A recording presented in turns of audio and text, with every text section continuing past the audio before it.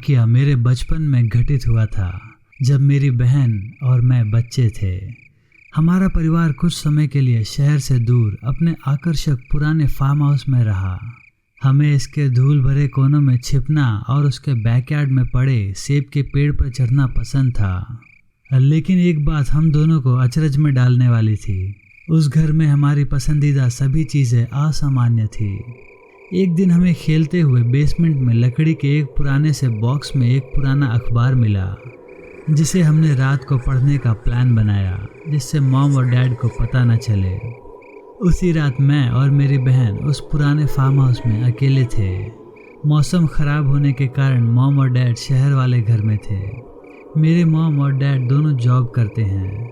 Job के सिलसिले में वो शहर वाले घर से फार्म हाउस पर डेली अप डाउन करते थे।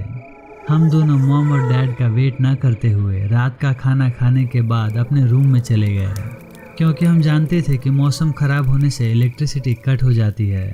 हालांकि इलेक्ट्रिसिटी के बैकअप के लिए जनरेटर था, लेकिन सवाल तो ये था कि उसे स्टार्ट करने के लिए बैकयार्ड में कौन जाए, वो भी इतने ख़राब मौसम में। बरसात शुरू हो चुकी थी, जिससे बिजली भी जा चुकी थी। हमें इससे फ़र्क नहीं पड़ा और हमने कैंडल लाइट में स्टोरी को कंटिन्यू रखा। तभी अचानक से नीचे हॉल में रखा लैंडलाइन बज उठा। उसकी तेज़ आवाज़ से हम दोनों कांप उठे। हम दोनों गंभीर और शांत मुद्रा में एक दूसरे के चेहरे को देखे जा रहे थे। भाई उठाना फ़ोन। हाँ, अभी आया। मैं अपने हाथ में कैंडल लिए हॉल में गया। मेरी निगाहें लैंडलाइन पर ना होकर उस हॉल के अंधेरे के आगोश में सिमटी दीवारों पर और मेन गेट पर था। क्या पता कोई वैम्पायर या वेयरवुल्फ मेरी ताक में हो, लेकिन ऐसा कुछ नहीं था। ये सब मेरा वहम और स्टोरी का असर था। जैसे ही मैं फ़ोन उठाने के लिए आगे बढ़ा तो मैं वहाँ पड़ी एक लकड़ी की चेयर से टकरा गया। वैसे घर की मूल साज सज्जा में एक प्राचीन लकड़ी की कुर्सी थी, जिसका उपयोग हम टीवी देखते वक्त फ्री टाइम में करते थे, जिसे मैंने कुछ देर पहले दीवार से सटा कर रखा था। वो सेंटर में कैसे आ गया?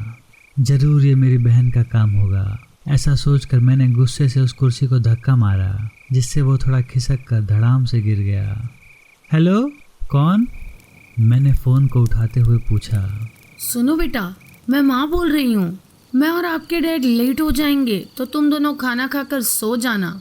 और हाँ, बहन को डराना मत और घर का मेन गेट लॉक कर देना, ठीक है? Okay mom. मैं जैसे ही फ़ोन रख कर रूम की ओर मुड़ा, तभी पीछे से मेरी बहन आ गई।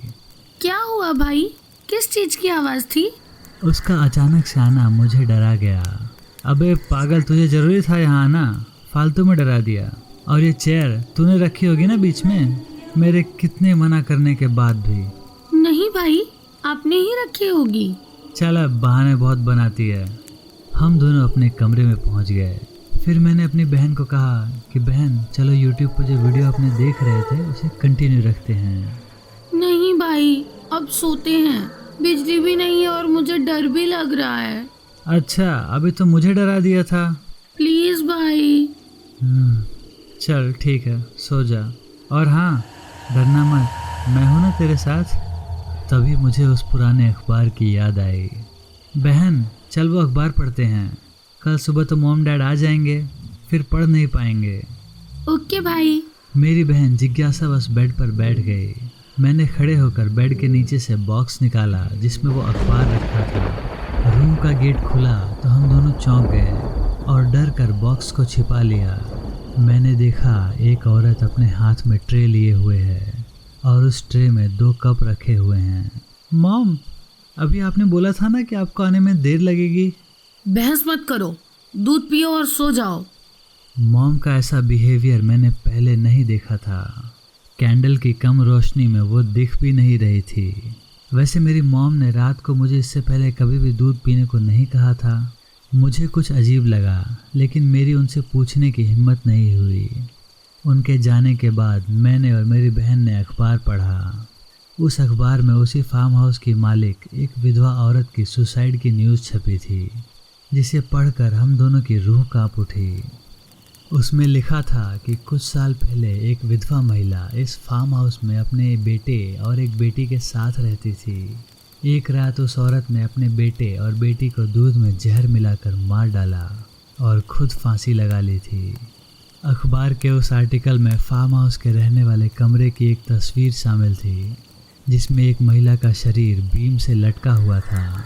उसके नीचे वो पुरानी लकड़ी की कुर्सी थी जो कमरे के बिल्कुल बीच में रखी हुई थी। डर से हमारी सांस गले में अटक गई। तभी मेरी नज़र नाइट स्टैंड पर रखे दूध के 2 कप पर गई।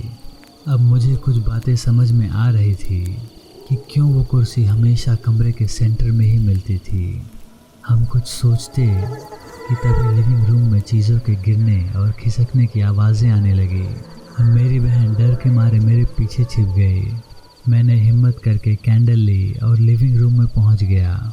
मेरी बहन भी डरते डरते मेरे पीछे चल रही थी। लिविंग रूम में पहुंचकर मैंने अपनी ज़िंदगी का अब तक का सबसे खौफनाक मंजर देखा। अब वो घटना मुझे बुरे सपने की तरह आज भी याद है। मेरे सामने रूम के बीचों बीच बीम से एक महिला फांसी पर लटकी हुई है। उसकी जीभ होंठों के बीच थी और आंखें निकली हुई थी। शरीर अकड़ चुका था और उसके नाक से खून निकल रहा था। वो आवाज़ कुर्सी के खिसकने की थी। तभी हवा के एक झोंके से मेरे हाथ की कैंडल बुझ गई। मैंने हड़बड़ाते हुए जल्दी से कैंडल जलाई तो देखा कि फांसी पर लटकी हुई महिला की लाश गायब थी। तभी मेरे पीछे से आवाज़ आई, तुम्हें यहाँ नहीं आना चाहिए था। तुम दोनों को तो दूध पीकर हमेशा के लिए सो जाना चाहिए था। जैसे ही मैंने पीछे मुड़कर देखा तो मेरी चीख निकल पड़ी। वही महिला मेरे पीछे खड़ी थी। उसे देखकर मैं अचेत होकर एक अंधेरी दुनिया में शून्य हो गया। सुबह मेरी आंखें खुली तो मैंने खुद को बेड पर पाया। मेरे पास मेरी मॉम, डैड और मेरी बहन बैठे थे। तभी मेरी नज़र नाइट स्टैंड पर गई। वहाँ पर रात वाले 2 कप अभी भी रखे थे। तभी मेरी बहन कान में फुसफुसाते हुए कहती है, भैया वो सब भूल जाओ। मैंने मेरी बहन को हैरानी भरे लहजे से देखा तो मेरा दिल बैठ सा गया। उसका चेहरा बिल्कुल बदल गया। उसके नाक से खून निकल रहा था। वो मुझे देखकर मुस्कुरा रही थी। मैं कुछ कह नहीं पा रहा था। तभी मेरी माँ मेरे पास आती हैं और कहती हैं कि हम ये घर अभी छोड़ रहे हैं। शायद मॉम ने वो अखबार पढ़ लिया था। दोस्तों, आपको ये कहानी कैसी लगी हमें कमेंट में बताइए। अगर आपको हमारी वीडियो पसंद आई हो तो हमारे चैनल को सब्सक्राइब कर लीजिए। धन्यवाद।